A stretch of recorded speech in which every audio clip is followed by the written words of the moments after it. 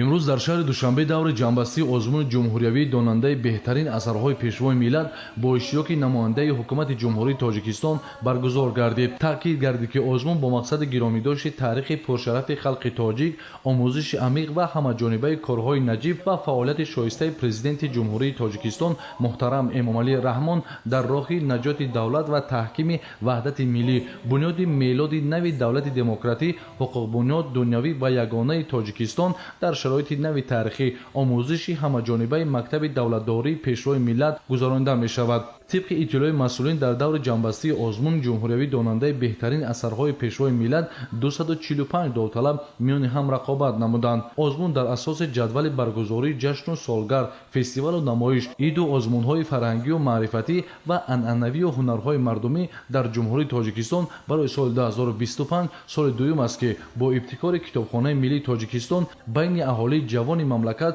بخصوص دانشجویان مؤسسه‌های تحصیلات میانه و عالی کسبی برگزار می‌گردد. آثار پیشوای ملت محترم امامعلی رحمان احیاگر تاریخ پرغناوت و پرافتخار ملت تاجیک، انعکاسگر تاریخ زبان و تمدن، معرفی فرهنگی بای و غنی ملت تاجدار و کهن‌بنیاد ما میباشد. مطالعه این اثرها ما را با سرنوشت ملت و دولت شناس نموده تلاش و زحمت‌های خلق فرهنگ سالار و کهن‌بنیاد تاجیک را برای از دست ندادن زبان و فرهنگ خود انعکاس می‌نماید. طبق ترتیب معین غالبان آزمون با دو گروه غالبان مؤسسه‌های تحصیلات میانه کسبی و عالی کسبی جدا کرده شدند.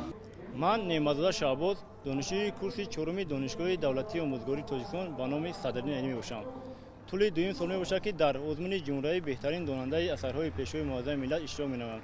باعث افتخار و خرسندی میباشد که من امسال توانستم در دور نهایی بهترین داننده اثرهای پیشوای ملت در همین آزمون اشتراک نموده در بین دانشجویان دانشگاه عالی کشور سزاوار جای اول گردم.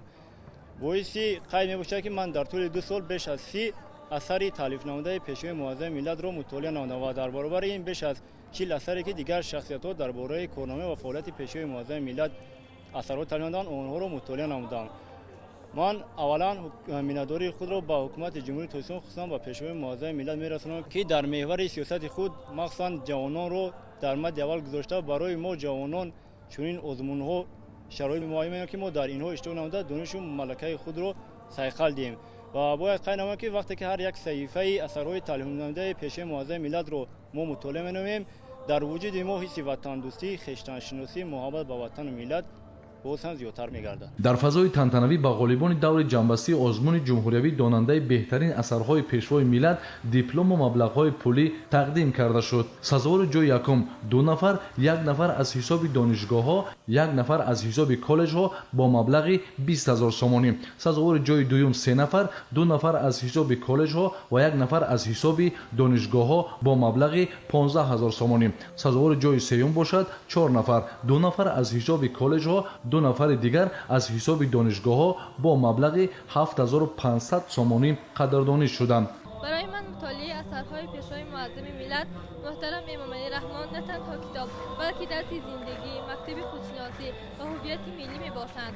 هر سخنی که از قلب پیشوای معظم ملت برآمده است در ضمیر من احساس افتخار وطنداری، دوست داشتن علم و معرفت و صداقت به وطن را تشویق می‌نماید. همزمان 20 نفر اشتراکچی فعال سزاوار جایهای افتخاری با مبلغ‌های پولی و افتخارنامه سرفراز گردانده شدند.